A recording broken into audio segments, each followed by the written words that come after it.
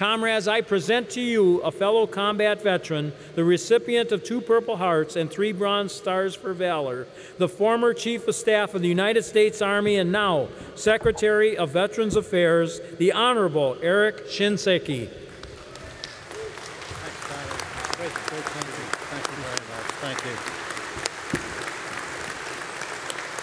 Thank you all very much. Thank you all very much. Very generous of you with that warm welcome. Good morning. Fellow VFW veterans, distinguished guests, ladies and gentlemen, I'm honored to be here in Indianapolis with an organization that since 1899 has been a powerful voice for veterans' rights in the halls of Congress, in the Oval Office, and all across this country, wherever and whenever veterans needed your help. Over the years, VA and the VFW have collaborated to serve veterans. It takes a concerted effort. These things don't just happen because there's good chemistry. Concerted effort, hard work on the part of your leadership, your executive director, and on our part as well at VA, especially during this extended period of economic difficulty. There will always be unfinished work. That's the nature of the mission. There will always be unfinished work. But what's important for both of us is that we establish clear priorities, put our energies together, and go and get the resources that will address those priorities. That's the nature of the mission. We have established those priorities. We have earned increased funding provided by President Obama and the Congress and are addressing those concerns. Now let me provide some specifics about where we've come from in the last 18 months and where we think we're headed in the next 24. I'm going to go through a list that has a lot of dollar figures associated with it and percentages. I'm going to run through that. I'll ask you to listen. In this business, this mission, money, resources, people are firepower.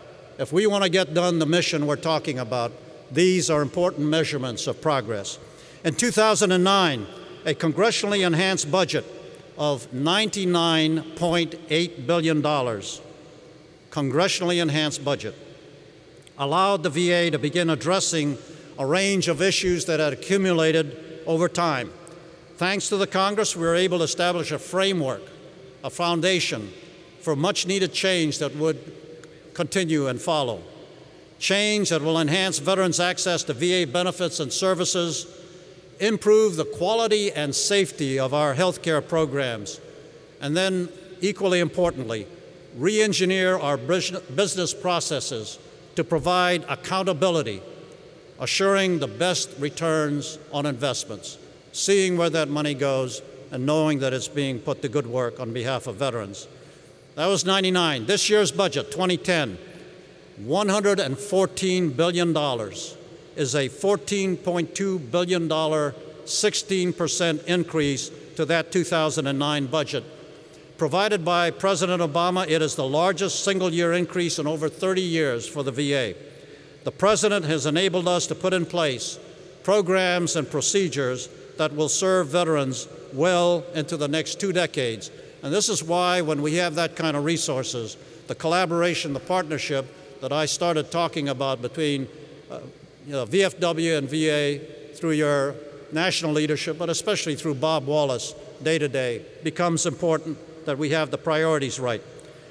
Next year, the 2011 budget request, $125 billion, an $11 billion, 10% increase over this large increase of 2010.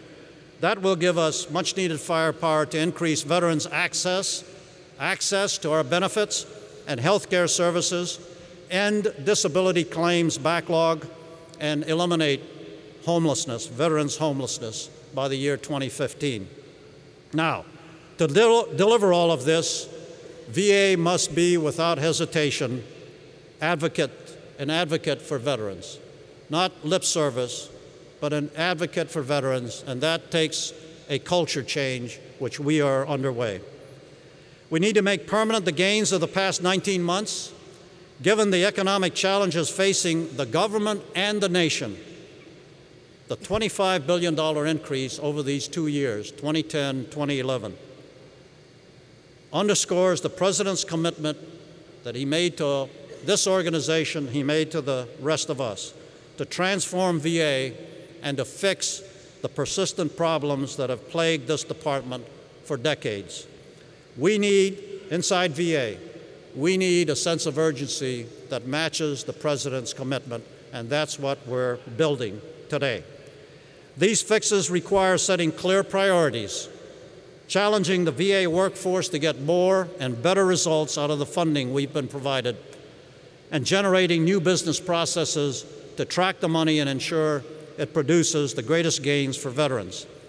Last year, we implemented the new post-9/11 GI Bill, the largest student aid package of its kind since the original GI Bill of 1944.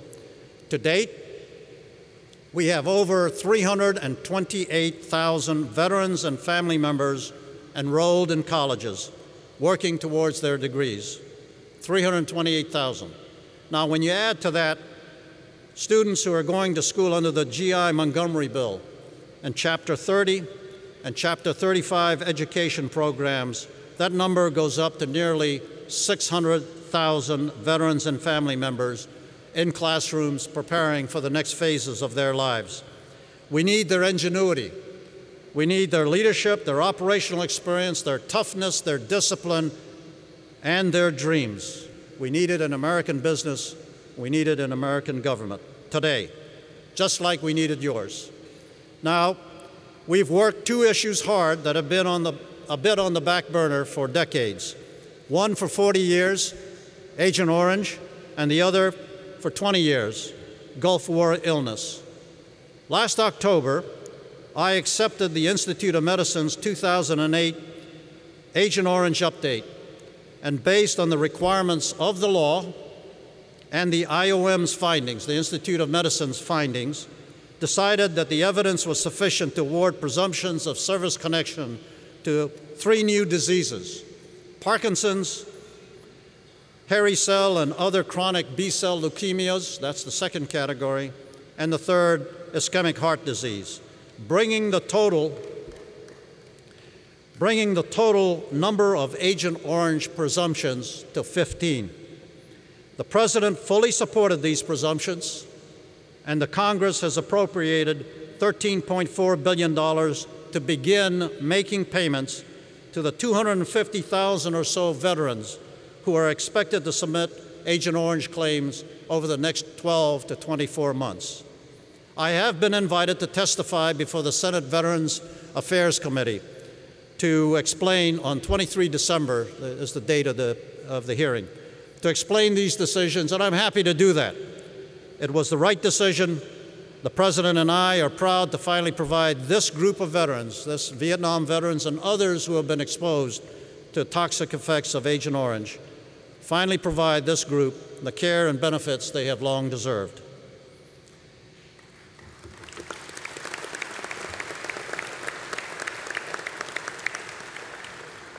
Now, in the same vein, in March of this year, we provided presumption of service connection for 9 new diseases associated with service in the Gulf during Operation Desert Storm. While we must continue to research what might have caused these illnesses, that cannot be our only focus.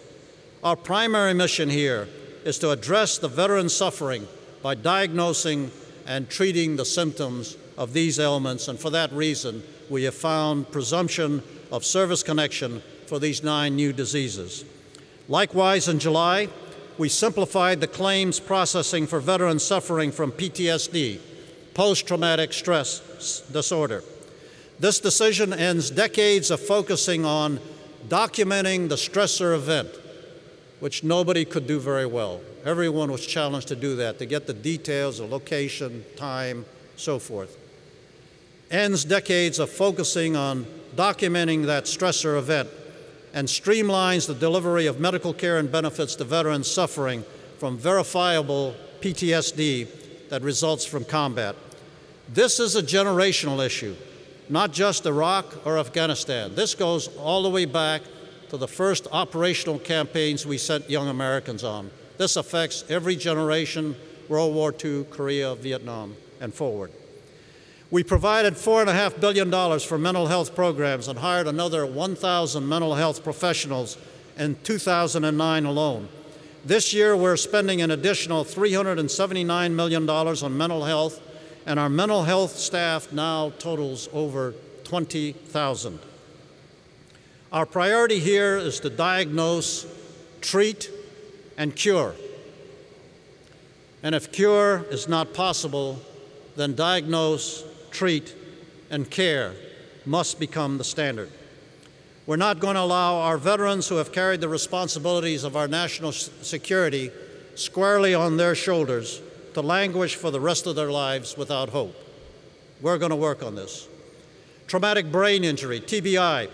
We fielded a new disability rating system to greatly improve how claims are evaluated, and we've made enormous advances in treating those veterans with the most serious head injuries, those who arrive at our polytrauma centers comatose with injuries that only a few years ago were thought to be irreversible.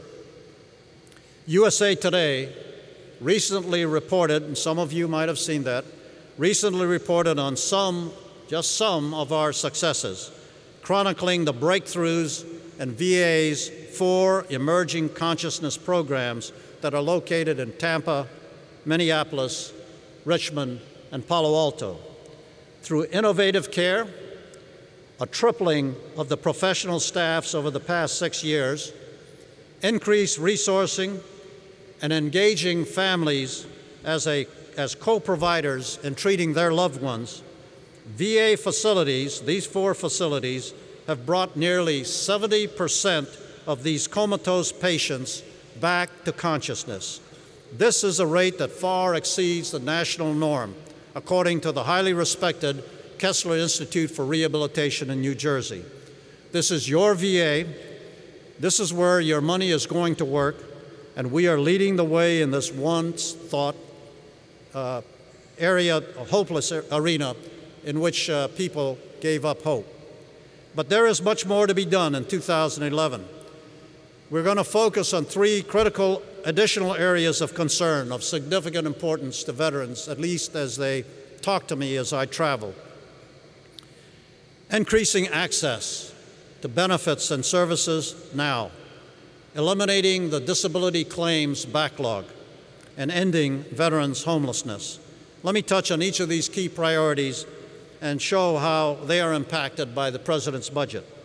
Access. First, VA must do a better job at reaching out to all veterans to ensure they understand and are knowledgeable of our programs and their entitlements based on service connection and need.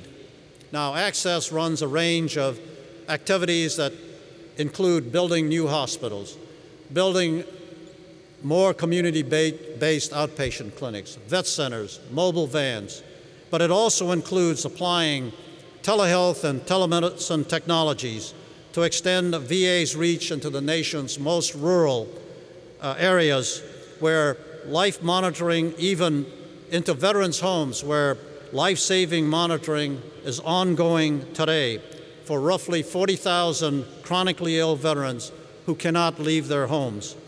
In 2010, we have invested $121 million in telehealth technologies. In 2011, those investments will grow to $163 million.